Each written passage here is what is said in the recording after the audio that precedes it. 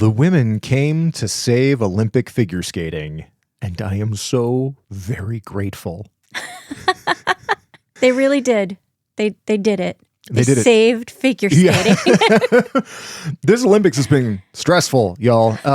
Such a roller coaster of emotions. And after controversy in ice dance and super highs and lows in the men's and in a pretty great pairs program. Fantastic pairs. So let's give credit where it's due. They came in, saged the ice. Yes. And then the women soared. Yes. The women's competition was not without its own highs and lows, for sure. Yes. But there were some pretty extraordinary highs and some pretty amazing skates. So, of course, what we were talking about here is the 2026 Winter Olympics in Milano Cortina, the women's competition, both the short program and the free skate, and the end result of it.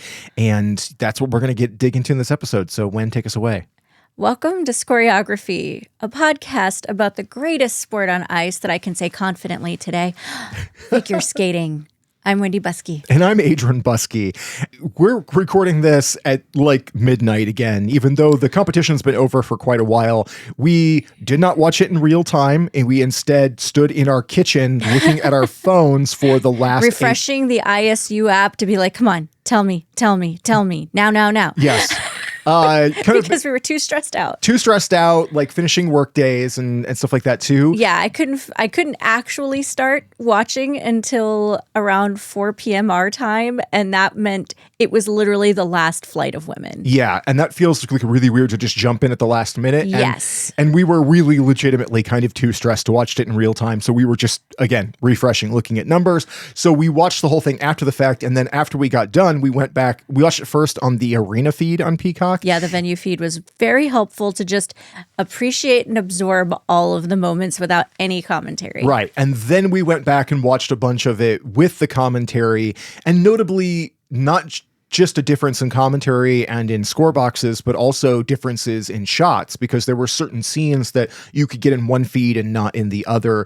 And it actually was really great to see several moments during the broadcast from those different angles and those different shot choices, because there was a lot of lovely sportsmanship and great moments between the skaters and, fun shots of people who were in the crowd and all those kinds of things. So very, very exciting. But let's dig right in to this, and let's start right with our podium, because what a great podium. Yeah, absolutely fantastic. I would have been thrilled with any of these three women in any order, but of course I am. You have to note that it's bittersweet. I was going to say, we were talking about all of the shots you would see on different feeds, and the thing that was really tough was seeing Kaori Sakamoto crying, because if there is something I never, ever, ever, ever, ever, ever want, it is Kaori Sakamoto to cry sad tears, because I love her and I am so thrilled that she is on this podium. If I'm being very honest, she is the person I really, really wanted to win the gold medal, but I am thrilled that we have Olympic champion Alysa Liu. So happy. Yeah. So the final flight, the final three were Alysa, Kaori, and then Ami Nakai. My pick for the podium in our predictions had been Ami Nakai, because she's just been such a force this whole season. And she was in first after the short program, she was amazing in the short program. Absolutely incredible. But got edged out here in the end, and mostly because of just some minor mistakes. I think it's worth noting that this whole top 10 is really close. And it was one of those free skates where one mistake could completely change your destiny here. It required a level of perfection that most of these events usually don't totally have to have in order to rise to the top. There's so many fantastic performances. There's fantastic performances down into like 20th place, Yeah. It's that kind of competition. It's really amazing. But Alysa Liu did the thing that Alysa Liu does, which she takes the ice in both the short and the free looking like somebody with no pressure on her, a person who is just there for the moment, there to have a good time, there to deliver the artistic message that she wants to on ice, and somehow manages to be the extraordinarily dependable, nearly flawless, super exciting, crowd-pleasing person that she is. It's astounding. You could hear it in the crowd's reaction. You could see it on her face before she even started. There's something so unbelievably refreshing about her in the sense that she is really genuinely coming there to perform, not to win, but to perform. And the medal happens to come along with it because she skates so relaxed and so in the moment and present. And watching her and watching, frankly, everybody else here, maybe sans Ami Nakai through some of her program, not all of it, but some of it, it's totally different because it is so without pressure. And how she manages that is beyond me as a human who has so much anxiety. I am so happy about it because I really hope that what this does is prove all of the toxicity wrong in terms of how it's always got to be, if you want to win, you have to fight the hardest and be the most intense. And some people do. Mm-hmm. It's just, she doesn't. She proves that you can do things your own way and still come out on top. As she's going to be studied, there's going to be books and maybe movies written about her. It's absurd, the comeback story of this woman. And I don't have enough words. I am stunned. I am amazed. And I feel like I should not be surprised, but even though I very much was. I can't say that I'm surprised. It was going to be such a toss-up. I mean, when we talked about it in the preview, we had predictions, but it was always going to come down to who could just essentially be flawless, because this was going to be such a tightly packed group. You had some people who had higher technical and others that had higher artistic and others who were a little bit more balanced, and a couple of mistakes could have made the difference. And some of the talk going into this was that the women's event was going to have the strictest technical caller in all of ISU figure skating. I can't remember her name offhand, but she's well known to be the most nitpicky, the one who will do the most reviews, that will be the most critical of everything that happens on the ice. And we saw that here. So many cues, so many calls, so many reviews. Like edge calls, exclamation points. I don't know that anybody got away with less than 3 to 5 reviews on their free skate. It was just yellow across the board on so many of them. So there wasn't a lot of room for error because you were going to get called on every single thing. And Alysa is, like you said, I mean, dissertations will be written on the difference of approach, the difference in personality. The girl who showed up to these Olympics with the hairdo that I'm sure the US Fed didn't want her to have, the one who drops the F-bomb coming off the ice in excitement. Made it to air. Made it to air in both the feeds that we watched. Hilarious. It's such an extraordinarily different type of performer. When she won Worlds last year, it was the shock to the system, that come behind story from the person who came out of retirement to do it her own way and then just YOLO'd her way to a world championship.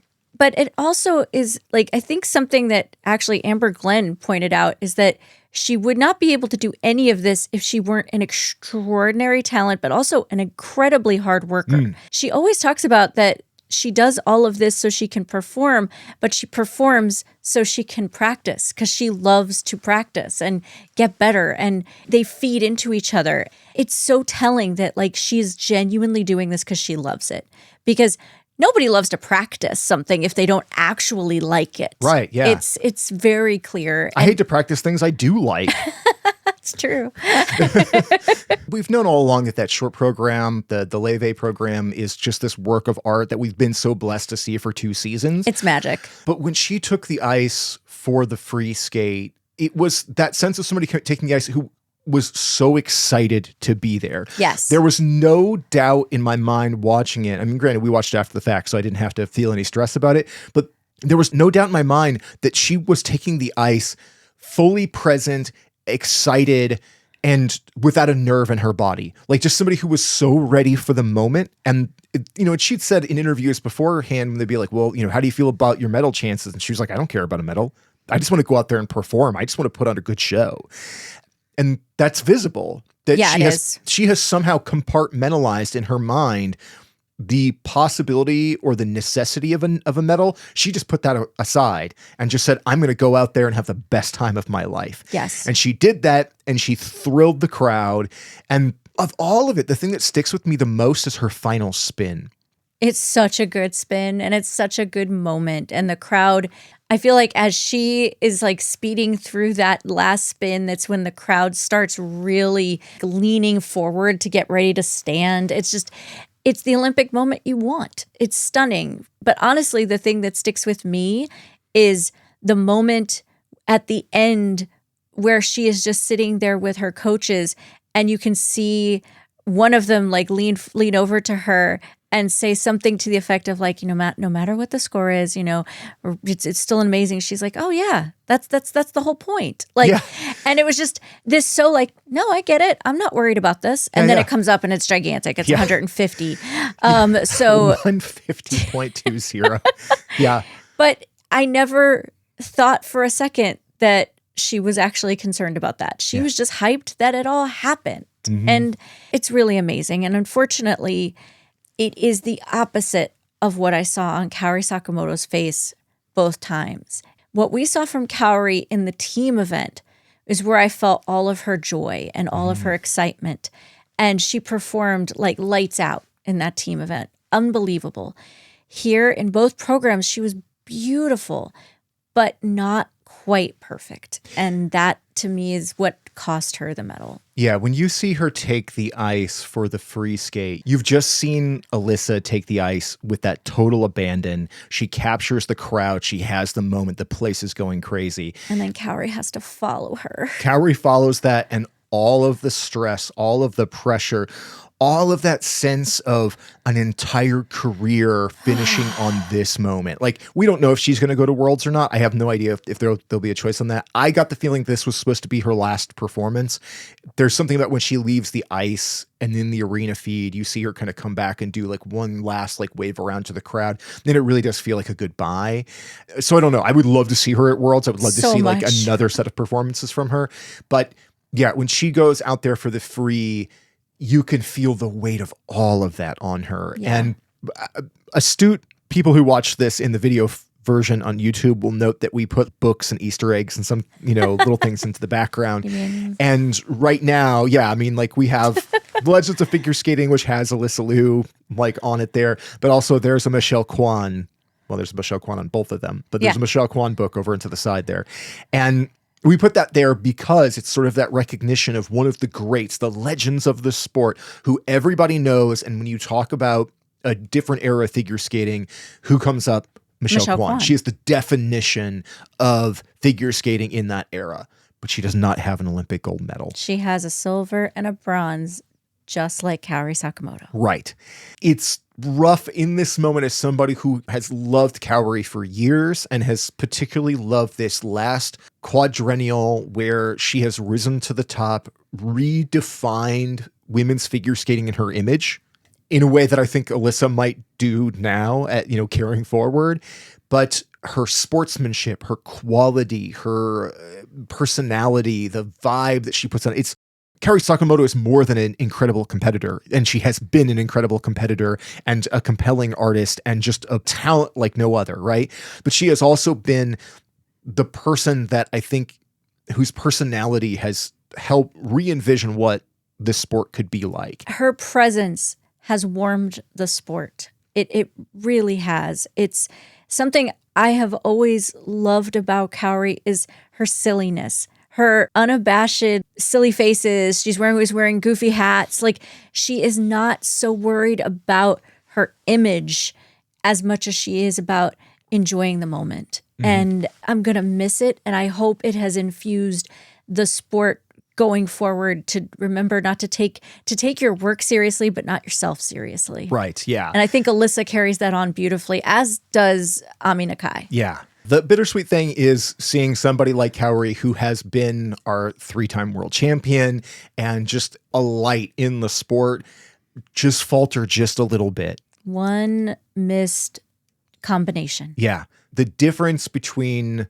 gold and silver here is a combination where the triple flip did not go as planned. Yeah.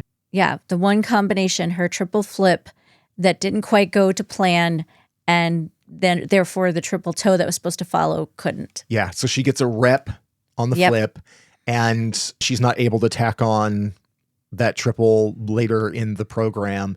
And so that point differentiation. I mean, we see the end result here. Alysa Liu wins with a 226.79, and Kaori comes in second with a 224.90. It's so close. It's less than 2 points. Less than 2 points, and not getting that rep, landing that jump, even if it had been a double, it would have made the difference. It would have made the difference.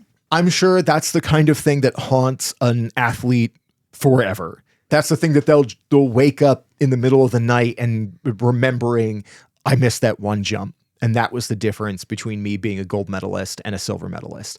And that's a real shame because the rest of her programs are gorgeous. But there is that difference watching her after Alysa because it does feel tighter and it feels nervous. Now, after the first 2 jumping passes, Kaori seems to settle into herself in the free skate. Yes, she does, very much. And the rest of it looks a lot more like a Kaori performance, like you'd expect, until you see that combo happen. And then I think it gets just a little tighter again. I mean, even her end pose at the last moments of that free skate, she knows. She knows it's not going to be enough. Yeah, and you can see it on her face when she's coming off the ice.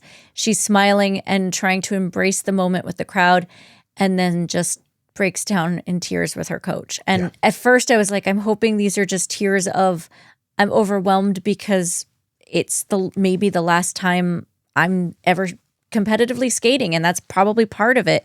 But whenever we saw more, I wish there hadn't been more like camera close-ups on her just crying. Not because have your feelings, embrace your emotions. You have to do that.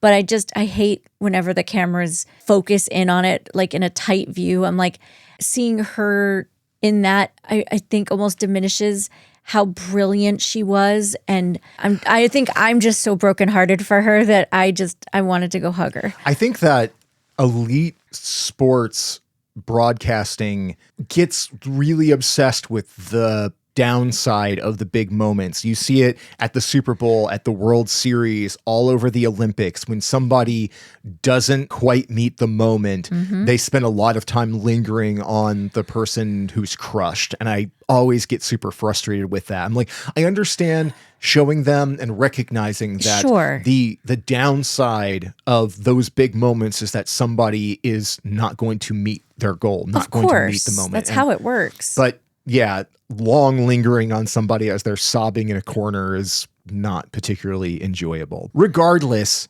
Kaori, she was second in the short, second in the free, second overall. She comes home with another silver medal. So this is somebody who has 2 silver medals from this Olympics and a silver and a bronze from the previous Olympics. She is a highly decorated Olympic athlete. And completely. And she will go down as one of the most exceptional athletes that we've had in this sport. And so I am so grateful for just to have had even just these last 4 years. I mean, obviously her career is a lot longer than that, and she's been to these games before, but twice. Yeah, but I'm just so grateful to have gotten these years of her being the queen of women's figure skating, because it has been a truly special thing. And I think that it has really helped revolutionize women's figure skating. I think the next person to revolutionize figure skating might just be Ami Nakai. Her coming in first in the short program honestly was not surprising to me at all. I really expected her to lead the way if she landed that triple axel, and she did.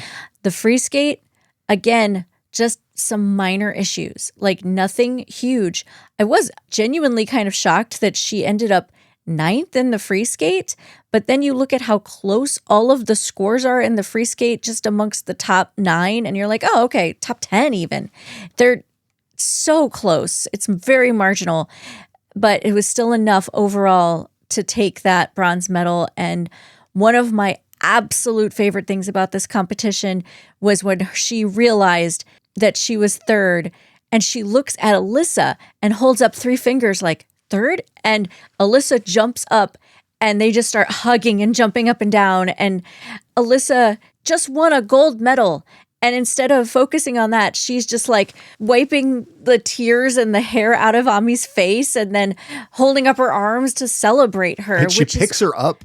Like she picks her up in a hug. Cute. Such good sportsmanship. Carry this forward, figure skating. This is what we need. This is amazing. It's so good. This is one of those differences for us watching it between the venue feed and the NBC feed, was that the NBC feed, you don't see that moment where she looks over to Alysa and holds up the 3 feet.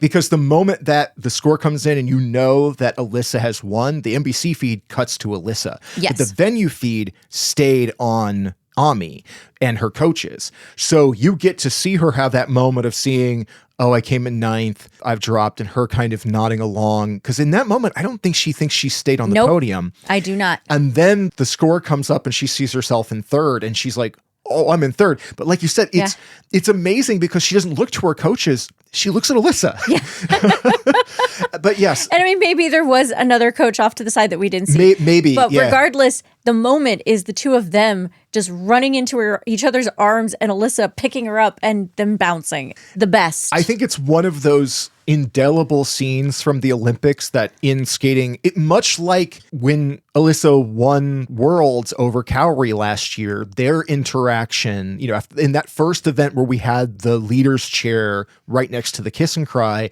that is a sort of a controversial choice at some of these big events.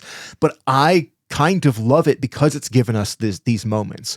That moment between Kaori and Alysa at Worlds is one of the best memories of that event.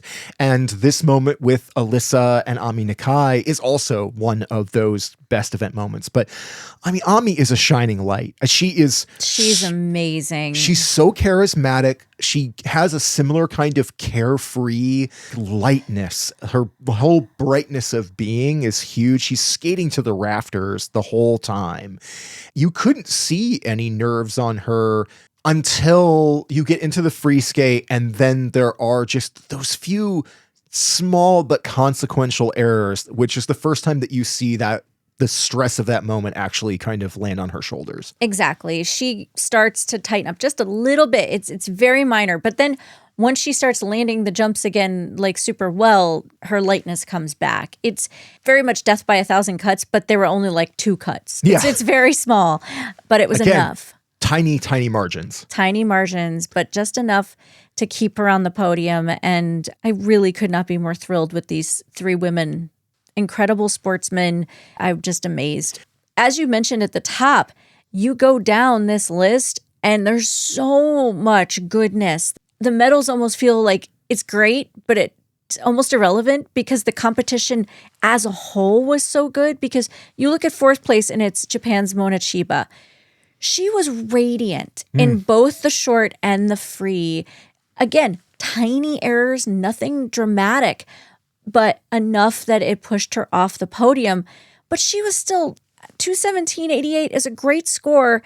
And she is just incredible. The pressure that these women are under, and yet they do things like she did. It's really astounding to me. I've been so worried about Moni coming into this event because the stress of this season, the pressure of being one of the top Japanese women, of coming to this event, and it has just seemed to weigh on her much more significantly than those other 2 women from Japan here. And coming into this event, it seemed like some of that backed off. That joy was kind of back with her. I saw like her coach making her laugh a lot before both the programs.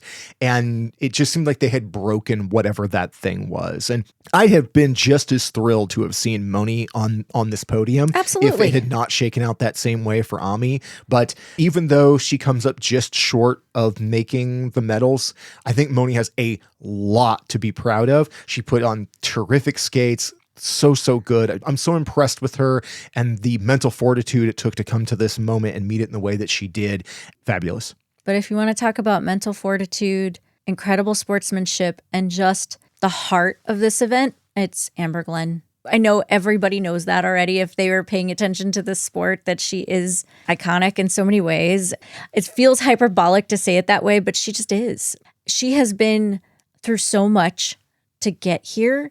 She is such a voice for things that need to be talked about and said out loud in this sport. She is using her platform that way.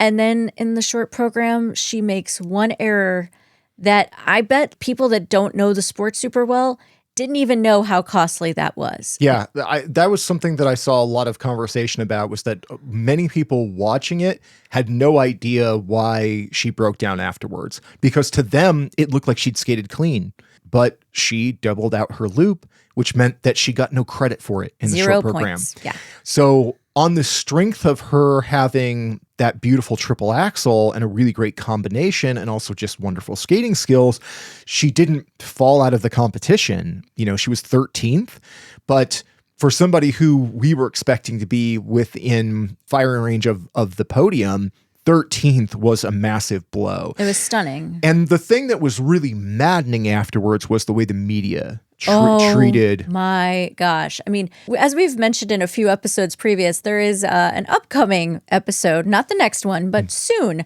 of an airing of grievances about some things that happened at this Olympics. And a lot of that is going to surround the media and the way certain athletes were treated. There is no love for, whenever you look at all the headlines that were around Ilya Malinin having a bad skate last week.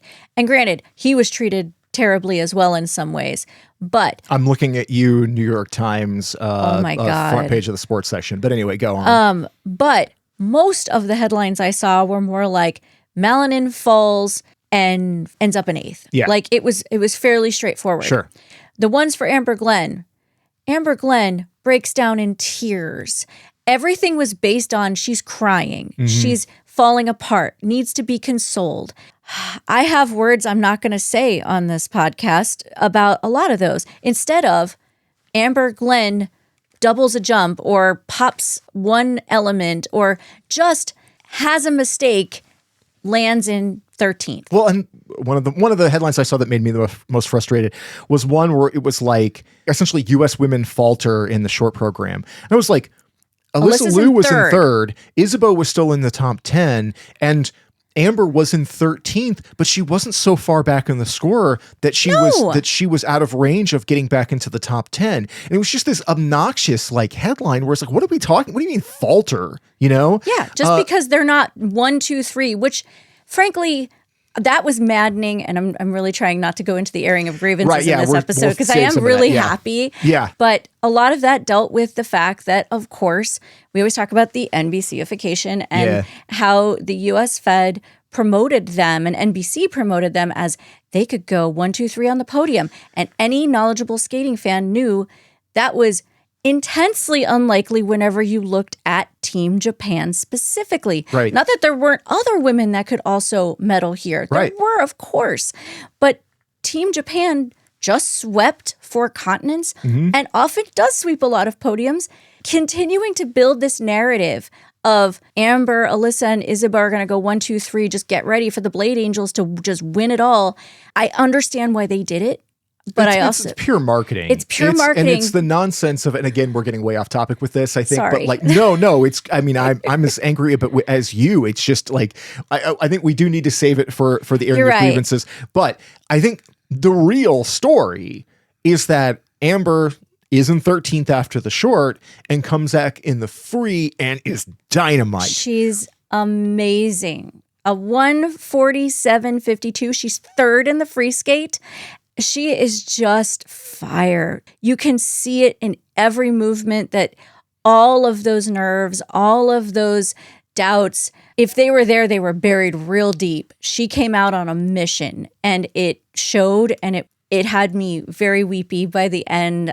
I'm so excited for her to have finally gotten that real Olympic moment and gotten to stand at center ice being proud of herself. Yeah. I mean, the display of grit and determination amazing. There was amazing. And, you know, and that wasn't even a flawless skate because she did have one hand down on the loop, like very late in the program. Stinking loop. So she gets done and she's just like so close. so close, you know. But I also like that before she did that, because Amber has a tendency to focus on the mistake before the positive. Right. But the first thing she did at the end was a big, fist pump. She does allow herself to celebrate before Yes. she hyperanalyzes that Yes. moment.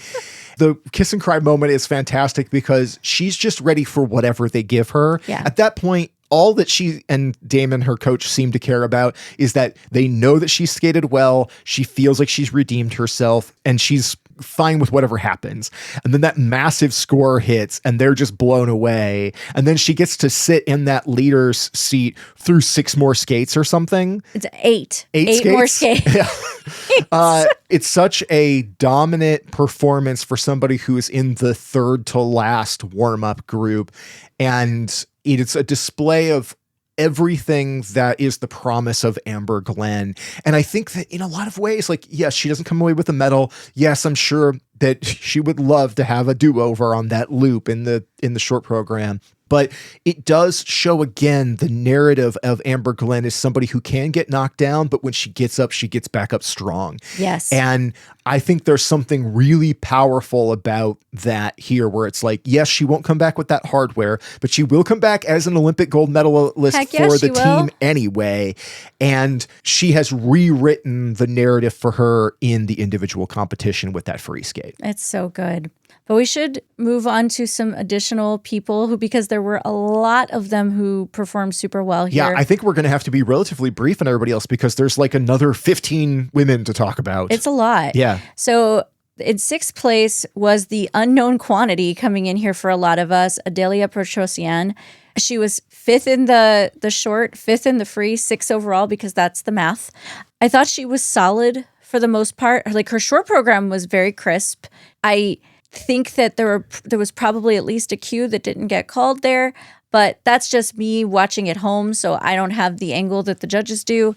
But in the free, she did go for the quad and fell, and it was under-rotated. I mean, I would have called that a downgrade. I'm Yeah, not I sure if didn't it look did at or the not. protocols or not. Because that didn't go anywhere around. Yeah. Yeah, but in general, beyond after that, she was solid. I think that there was a lot of her movement and skating. It was just felt a little flat to me. This woman also had a huge amount of pressure on her. Massive amount of pressure as the one representative from Russia here, individual athlete. No, we know what that's about. Exactly. Yeah. But man, I gotta say, talk about the opposite of everyone we saw above her in terms of joy. Yeah. I don't think I saw a real ounce of it on her, and it made me sad because I'm like, I don't know much about Adelia Petrosian. Coming in here as a neutral athlete. Yeah, I know nothing about her as a person. Yeah. No, but I hope that the experience in some way was enjoyable, but at the same point, I didn't see any of that on her. And when she got her final free skate score, there was no expression at all. And then she walked, Amber was still in the kiss and cry, and she just walked past her and just left. It was just sort of strange. And I don't know how to interpret it other than based on what I saw on the ice. And she wasn't that far behind Amber whenever you did the final math and the total score, but she should have been behind her. So I think that it was all correct. Much like Peter Gamenik and the men, it felt very much like with Petrosian that they engineered her programs around, but with the free skate, around big jumps, big technical, but not much focus on skating skill or artistry.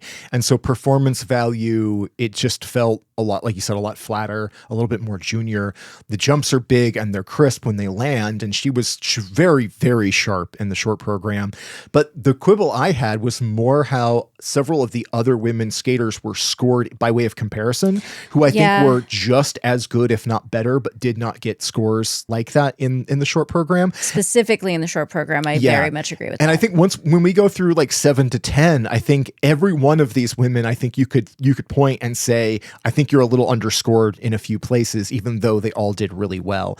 I think if you look at the 2-time reigning European champion, Estonia's Nina Petrikina, she put together 2 really, really solid skates. Her dune free skate, fantastic. Both of her programs were fantastic. Nina, she has evolved so much and is so much more consistent now. Please let her stay healthy and continue to rise, because I love the theatricality that she is bringing, the intensity that she is bringing.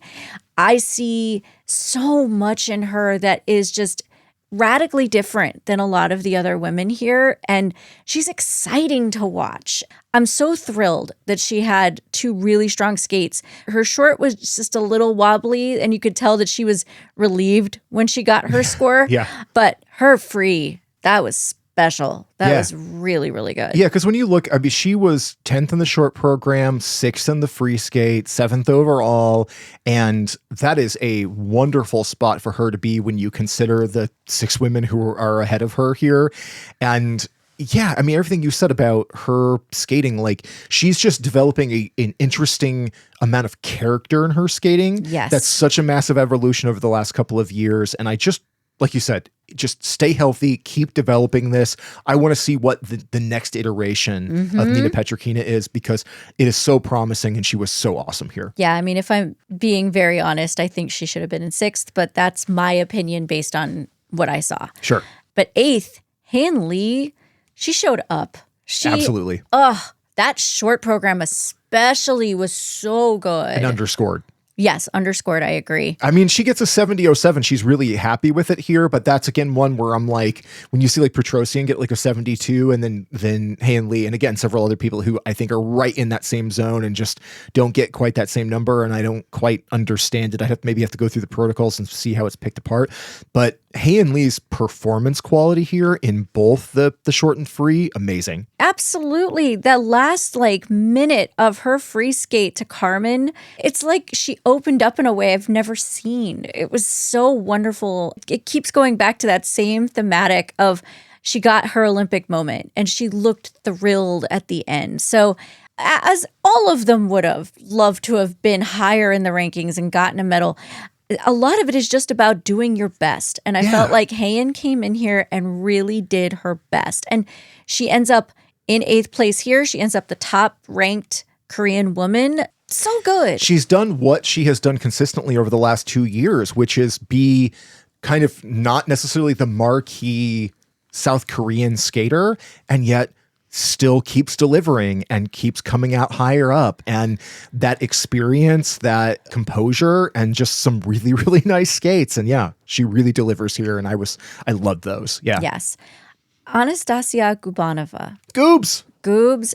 She really has had an incredible Olympic Games. Like 4 stellar programs. In the team, she was clutch and incredible and beyond did her job. Like so good. Here, she was maybe in the free a tiny bit tighter. She did have one, noteworthy mistake. Yeah. She got a 138.22 in her free skate, which is a really, really good score for her. But it didn't feel like she was super happy with it. Like I wasn't super happy with it. I would have liked to have seen it higher. Yeah, she has, a step out, I think, on like one jump, but the rest of the quality of her program was gorgeous. I probably would have had her above Hayan.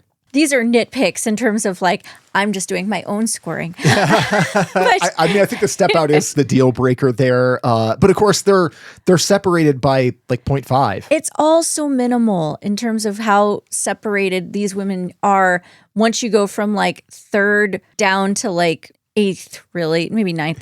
It's not that much. So I'm thrilled for her. I'm glad she got this moment because I don't know if she has officially said she's retiring, but I assume she's going to Worlds, and then it's a question mark. Yeah, I have no idea. I mean, I'd love her to continue, but I have no idea. I think this last season, she's just really come back in a beautiful way. Yes. I think having to go to the Olympic qualifier at the beginning of the season and then locking it down and making it here, I've been so impressed with everything that she's delivered this season. I loved seeing Anastasia Metlkina in the kiss and cry or off on the boards, like rooting her on. Being a coach, essentially. Yeah, it was great. which I thought was pretty awesome as well. And I think that Goop should really be proud of herself because I think that she did beautiful performances here, even though like that short program is so like cultural appropriative and sometimes gives everybody a little side eye. She really nailed it. And she did. Like you said, 4 great skates over the course of this Olympics. And if she is continuing, what I hope is that she always creates programs around music she loves, because that Ghost free skate is a piece of music that she adores, and it is so evident in the way she has skated it all season. Definitely. It's a different version of her. Go with your actual heart and what you want, because it shows in the performance. If you want to talk about the person I think is kind of criminally underscored here, though, it's Kazakhstan's Sofia Samaldokina. We talked about this a little bit in the preview, that Sofia, for the last couple of seasons, has been this up-and-comer, and yet she never quite gets the scores that it feels like she deserves, even when she's brilliant. And she was fantastic in both of these programs. She really was. And when she gets in her short program a 68.47, I'm looking at it, I'm like, that feels 2 to 4 points lower than it should have been. The 138.99 is a terrific score for her in the free, but still, I was like, the performance quality was so high. I was like, there need to be a little more sprinkles on top of this sundae.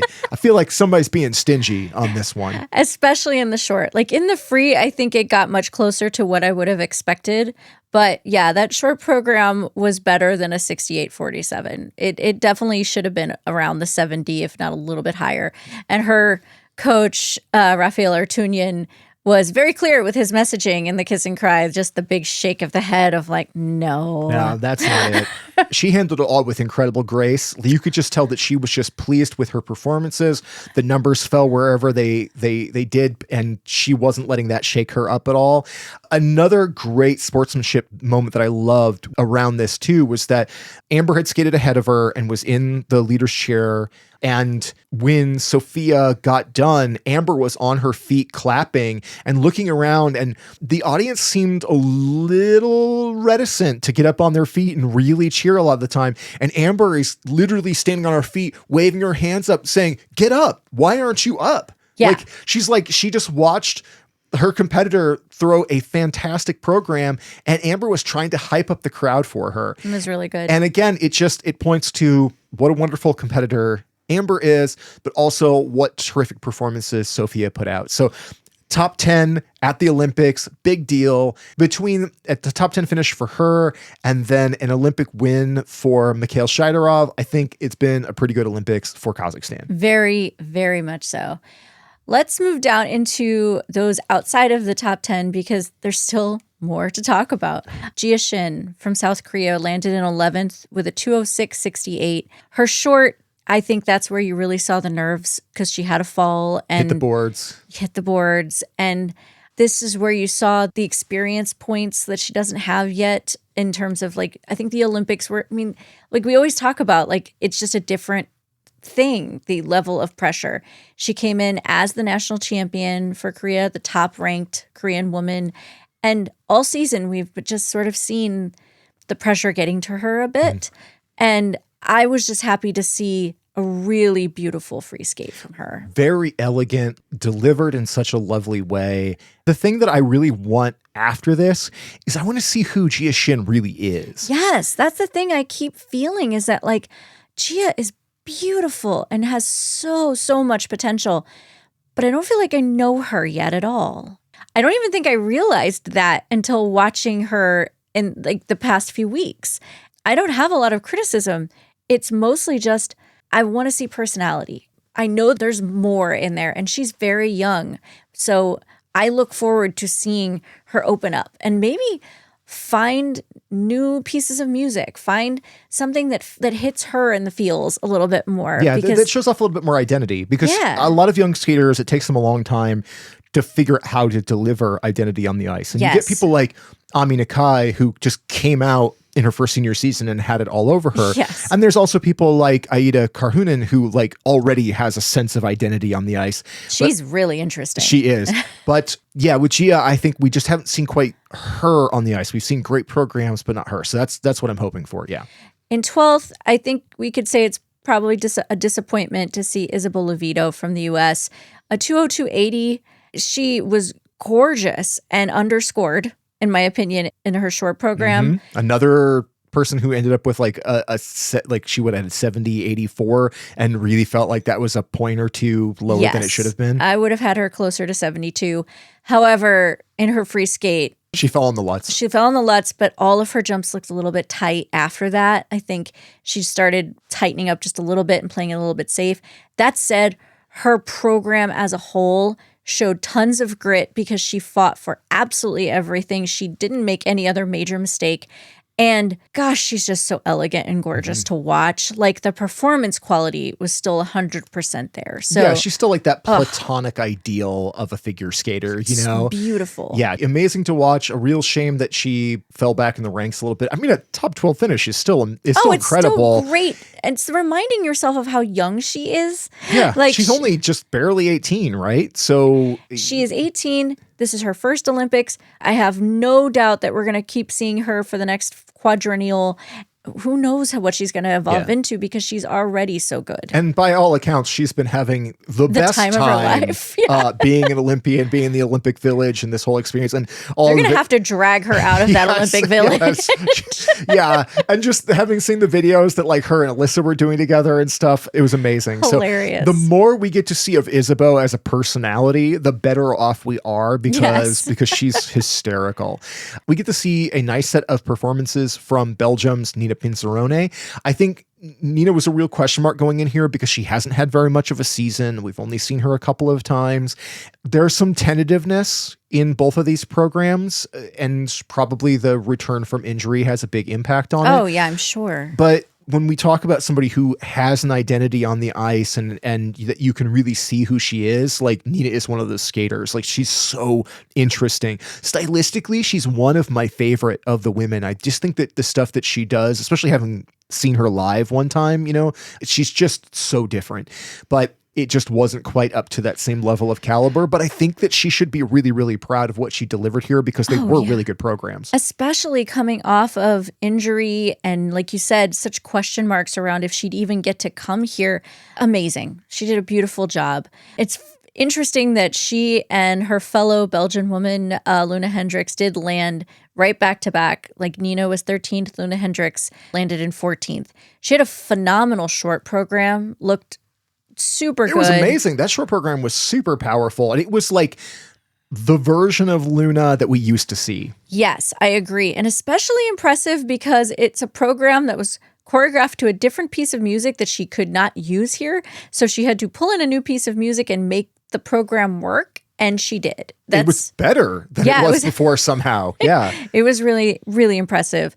However, her free skate kind of started rocky and it never got its footing back. It wasn't a disaster, but it just wasn't great. It really lost the juice about halfway through as she struggled through a few things. And the end of that free skate, Luna takes you to the club, which is, you know, if that's what Luna does. Luna's going to do anything, she's going to take you to the club.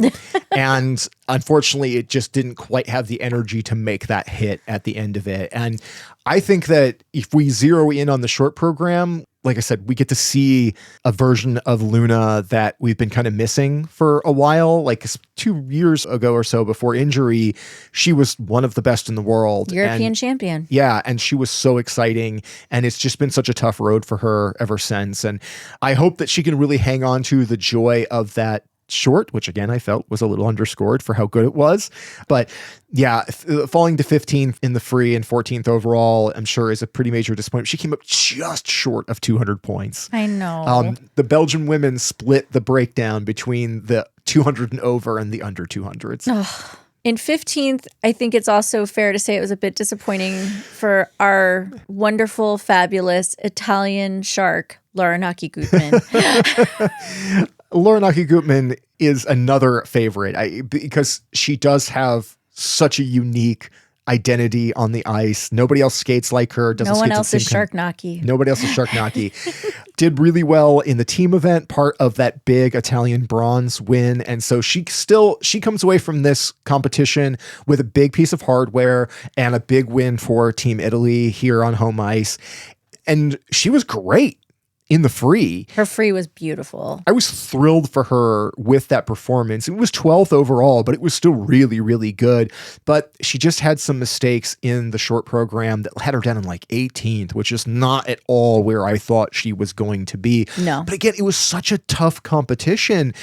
especially when you got into the free skate, I think that like the 24 women that made it to the free, only 4 of them had falls. That's amazing. Yeah, it was a tough competition. So I think Laura landing in 15th here, obviously it's not where she wanted to be.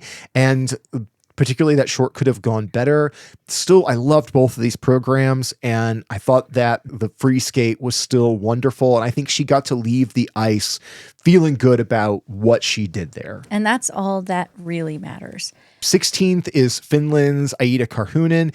Aida is like one of those skaters to watch. I mean, I think this is a really great start for her as somebody with like kind of no pressure. She came out, delivered 2 really nice programs, and already has an identity. She's kind of no one quirky. else does blink choreo. Yeah. And I think the short program is stronger than her free skate, but in the end, I think that this is a great start for a young skater, and I think we're going to need to keep an eye on her going into this next quad. Absolutely. 17th, with gorgeous performances, Julia Sauter from Romania. Oh my God. Amazing. Oh my goodness. Especially that free skate. And she got her score and landed over 190. And it was one of the best kiss and cry moments I've seen in this entire Olympics. Loved it. I mean, she was freaking out, and I was right there with her. I was so hyped. So good. Julia is such a enjoyable skater. Yes, she doesn't have the technical firepower to compete with the upper ranking, but the artistry, the joy, the maturity. The maturity is a big part of it. Yeah. And you can tell this is somebody who's done some show skating tours because she put so much into the performance. She really had the crowd in her hand, and she finally got rewarded for it. And I was thrilled for Julia. Those were some of my favorite skates of the night for sure. Agreed. Olga Katina had a really nice Olympics as well. 185.59 total is a really solid score for her. Great programs. I think she was fantastic. Yeah, I think she should make Austria proud because this was a really nice set, and also just a really interesting Metallica cover version of "Nothing Else Matters." She had kind of a rock and roll kind of look for her outfit and everything. I've been saying for the last couple of years, I really like Olga Mikitina's just style and personality on the ice, and I'm looking forward to what she does next because I hope this is a springboard for her going forward. Somebody who I have really enjoyed seeing here is China's Ruyung Zhang. Very young skater, and is still, I think, shaking off a little bit of juniorness here. But from the first time that we really saw her at the Olympic qualifier event at Chinese Nebelhorn to now, I think that just every time I see her, I enjoy her presence on the ice. I like her style, I like her energy, her brightness. She is one of those people that she's just very charming, and I'm looking forward to seeing more of her going forward. And it's nice to see a Chinese woman be kind of more firmly competitive. She's back in 19th place, but a lot of them have had struggles making free skates and stuff at international competitions. So I think this is great. And also just shout out to Katarina Kurakova from Poland because she lands in 20th here. 2 really, really nice skates from Katya. She's such a wonderful performer. And I think that after a tough couple of years where the judges just never want to give her a decent score, she got to come out here, deliver programs that she can be proud of and that she seemed thrilled with when she came off the ice. She's always a crowd pleaser, and I was just really, really happy to see her get off the ice with that look on her face where she knew she was, job done well. Yes, her getting to go out there and have joy on the ice and really perform to the audience is really the most special part. And Katya is such a lovely presence in the sport, and I'm really happy that she got to have those moments. Yeah. So with all of that said... Oh, I'm so tired. Well, yes, it's quite late. Even as at the moment where we're talking about this right now, it's 1 a.m., which is when I wake up and you are typically a pumpkin. I am very much pumpkining, even though I am so happy about what we just talked about and witnessed. But now I got to go to bed. But no, now you got to do Gold in My Heart. All right. Yeah. Okay. I figure it'll be easy. No. Well, I guess there's a couple of choices 2. here. There's 2 choices here. Yeah. So we can split the difference. Okay, then I'm going to go with Kaori Sakamoto because she has been my heart for a really, really long time. And she will always be gold in my heart, forever and ever. I love her so much. She has brought me so much joy. I'm going to cry. I'm trying really hard not to. I'm so happy that she landed on this podium. Kaori is such a wonderful sportsman, and Yeah, I'm just going to stop because I'm tired and I'm emotional. So She gets the forever gold in she our is heart. Yeah. forever Yeah. gold.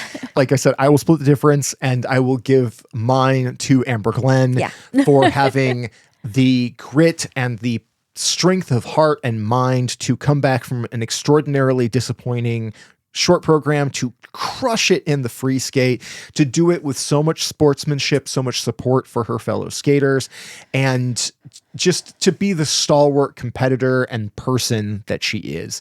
I'm thrilled for her that she made her way back up into the rankings, top 5 at the Olympics. Amazing. Absolutely huge. And also just, again, a recognition for all of the women who were here, even the ones we didn't talk about. So many terrific skates, so many wonderful performances, so much display of sportsmanship and strength of character and great athleticism. This was the note that I needed to end, even with the bittersweet element. This was the note that I needed to end the Olympic competition with, because it's so much better than the last Olympics and how that one ended. You know, like it's just such a warm feeling. True. Yes. Yeah. It's very, very accurate. So we can finish up here, and Wen can go to bed and I can edit for the next 5 hours. Our next episode will be a full Olympic recap. Yes. After the exhibition, which I'm really, really excited to see that gala. Yes. I'm hyped for the exhibition with all that stress gone, and we can just enjoy great skating. After that, then we'll do the airing of grievances. Which you've already gotten we've heard a preview some of, of. but you've gotten the preview, so you get an idea of where we'll go with that. But that's later on. Yes. Wherever you're watching or listening to this, check in the comments. Tell us your feelings about this. Who were some of your favorite skaters? Did we miss anybody that you wanted us to talk about? There were so many, and there was so much to cover, and we're trying to keep it fairly tight here. But yeah, just let us know your thoughts on this and your overall feelings about all of it. And yeah, we're going to check in with you after the gala and give you that full Olympic recap. And for Choreography, I'm Adrian Buskey. And I'm Wendy Buskey. And we will talk to you very soon. Good night.